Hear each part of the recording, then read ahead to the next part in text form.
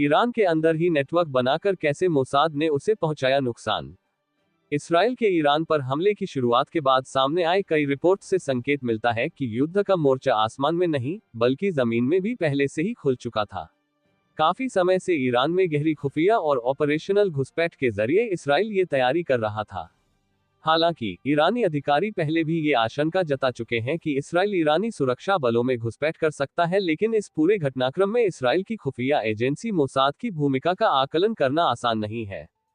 Israel आमतौर पर Mossad के कामकाज पर टिप्पणी नहीं करता और ईरान में चल रही कार्रवाइयों में दूसरी खुफिया एजेंसियां भी शामिल हो सकती हैं। फिर भी ऐसा माना जाता है कि मोसाद ने ईरानी जमीन पर लक्ष्यों की पहचान और ऑपरेशनों को अंजाम देने में अहम भूमिका निभाई है।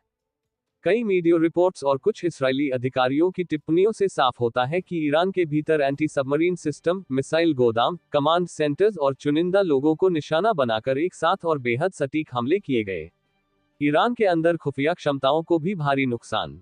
इसराइल के हमलों ने न सिर्फ ईरान के सैन्य और परमाणु ठिकानों को निशाना बनाया है, बल्कि देश के भीतर उसकी खुफिया क्षमताओं को भी गंभीर नुकसान पहुंचाया है।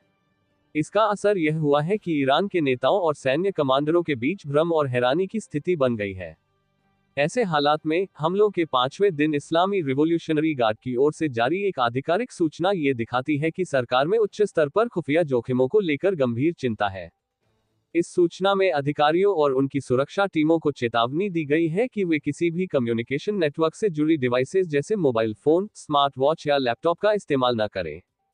ये चेतावनी सिर्फ अधिकारियों तक सीमित नहीं रही, आम लोगों से भी कहा गया है कि वे इन उपकरणों का इस्तेमाल कम से कम करें। इस स्तर की सार्वजनिक चेतावनी न सिर्फ एक एहतियाती कदम है, बल्कि इस बात का संकेत भी है कि ईरान के भीतर साइबर सुरक्षा में गहरी सेंध का डर तेजी से बढ़ रहा है। ईरान के भीतर हथियारों की तस्करी, असेंबली और हथियारों का बनना। इसराइली और पश्चिमी मीडिया की जो रिपोर्ट्स सामने आ रही हैं, अगर उन पर भरोसा किया जाए तो मामला सिर्फ संवेदनशील जानकारियों तक पहुंच तक सीमित नहीं है।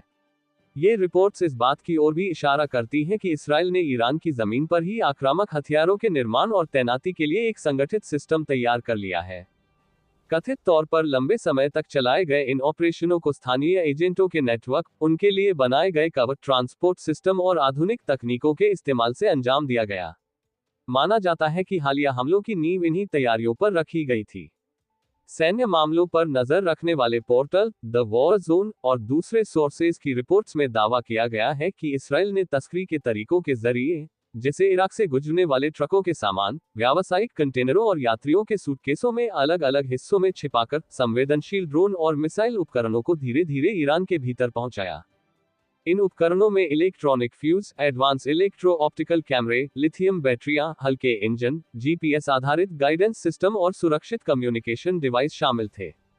रिपोर्ट्स के मुताबिक इन पुर्जों को बाद में उन गुप्त ठिकानों में असेंबल किया गया, जिन्हें मोसाद ने बीते सालों में ईरान के अलग अलग इलाकों में तैयार किया था, और वहीं इन्हें आक्रामक हथियारों में बदल दिया गया। ईरानी समाचार एजेंसियों ने यह भी रिपोर्ट किया है कि तेहरान के पास एक 3 मंजिला इमारत का पता चला है, जिसे अधिकारियों ने आत्मघाती ड्रोन के निर्माण और उसे रखने का अड्डा बताया है। ईरान के सरकारी टेलीविजन की रिपोर्ट में दिखाया गया है कि उस इमारत के अंदर कम से कम एक ड्रोन, उसके पंख, कई पुर्जे और कंट्रोल करने वाले उपकरण मौजूद थे, जो कमरे की मेजों और शेल्फ पर रखे हुए थे। वहां एक 3D प्रिंटर भी नजर आया, जिसे द वॉर जोन वेबसाइट के मुताबिक यूक्रेन में ड्रोन के पुर्जे बनाने के लिए इस्तेमाल किया जाता रहा है। इसी मामले में सोमवार 16 जून को ईरानी पुलिस के प्रवक्ता ने बताया कि तेहरान के एक इलाके में 2 अलग अलग कार्रवाइयों में मोसाद से जुड़े 2 एजेंटों को गिरफ्तार किया गया है। उनके पास से 200 किलो से ज्यादा विस्फोटक, 23 ड्रोन के पुर्जे, लॉन्च कंट्रोल सिस्टम और एक निसान गाड़ी बरामद की गई। इस्फहान में, जहां ईरान के कुछ बेहद संवेदनशील परमाणु केंद्र हैं, वहां पुलिस के डिप्टी कमांडर ने एक वर्कशॉप पर छापा मारा जहां बड़ी संख्या में ड्रोन और माइक्रो ड्रोन बनाने वाले उपकरण और पुर्जे रखे गए थे। इस मामले में 4 लोगों को हिरासत में लिया गया है। रिपोर्ट्स के मुताबिक ड्रोन को 3D प्रिंटर और स्थानीय सामानों के जरिए असेंबल किया जा रहा था, ताकि ज्यादा मात्रा में पुर्जों की तस्करी की जरूरत न पड़े और सुरक्षा एजेंसियों के लिए सप्लाई चेन को पकड़ पाना मुश्किल हो जाए। बीबीसी इन दावों की स्वतंत्र पुष्टि नहीं कर सकता। हालांकि ईरानी सुरक्षा एजेंसियां पहले भी कई बार लोगों को इसराइल के लिए जासूसी करने के आरोप में पकड़ चुकी हैं। इनमें से कुछ चर्चित मामलों में ईरानी परमाणु वैज्ञानिकों की हत्या में कथित रूप से शामिल बताकर जिन लोगों को सालों तक हिरासत में रखा गया और उनसे कबूलनामे लिए गए, बाद में वे निर्दोष साबित हुए और रिहा कर दिए गए। मिसाइलों की तैनाती, स्मार्ट हथियार और रिमोट कंट्रोल से हमला। स्थानीय और विदेशी मीडिया रिपोर्ट्स के मुताबिक इसराइल के गुप्त ऑपरेशन का एक अहम पहलू ये था कि उसने ईरान की जमीन पर हल्के, सटीक और दूर से नियंत्रित किए जा सकने वाले मिसाइल सिस्टम तैयार किए। ऐसे आधुनिक और खास तकनीक से बने हथियारों को ईरान के भीतर से बिना किसी ऑपरेटर की मौजूदगी के दागा जा सकता है। तकनीकी लिहाज से यह एक ऐसा ऑपरेशन है जो पारंपरिक तरीकों को सीधी चुनौती देता है। ईरान की अंग्रेजी न्यूज सेवा प्रेस टीवी ने सोमवार को अपने टेलीग्राम चैनल पर लिखा, ईरानी खुफिया एजेंसियों ने ऐसे स्पाइक मिसाइल लॉन्चर बरामद किए हैं जिन्हें खासतौर पर ईरानी एयर डिफेंस सिस्टम को निशाना बनाने के लिए तैयार किया गया था।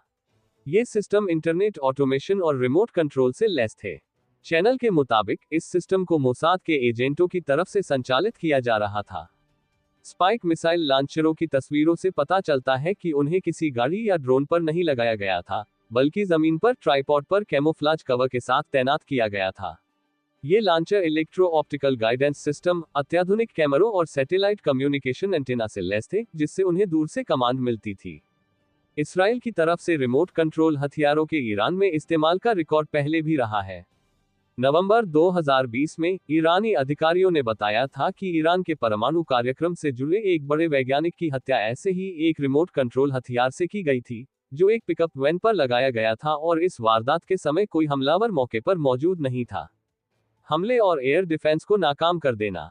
रिपोर्ट से संकेत मिलता है कि इसराइल के ऑपरेशन का एक अहम हिस्सा ये था कि उसने ईरान पर मुख्य हवाई और मिसाइल हमलों की शुरुआत से पहले वहां के एयर डिफेंस नेटवर्क को निष्क्रिय करने के लिए कोऑर्डिनेटेड हमले किए।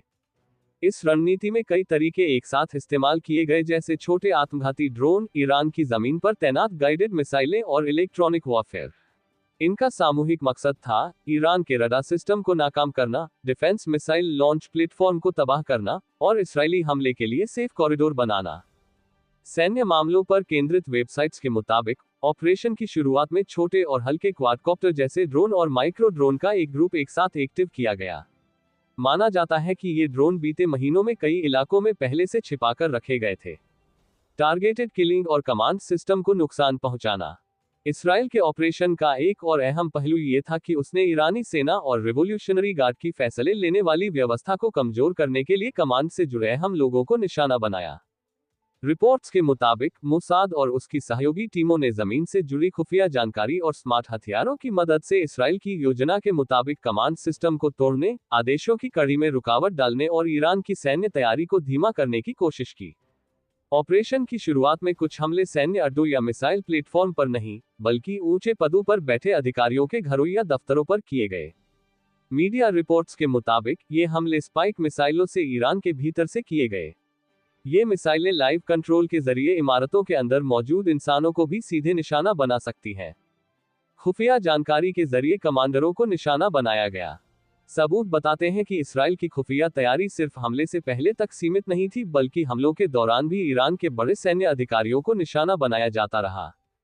रिवॉल्यूशनरी गार्ड की खुफिया शाखा के प्रमुख मोहम्मद काज़मी और उनके सहायक तीसरे दिन हमले में निशाना बने।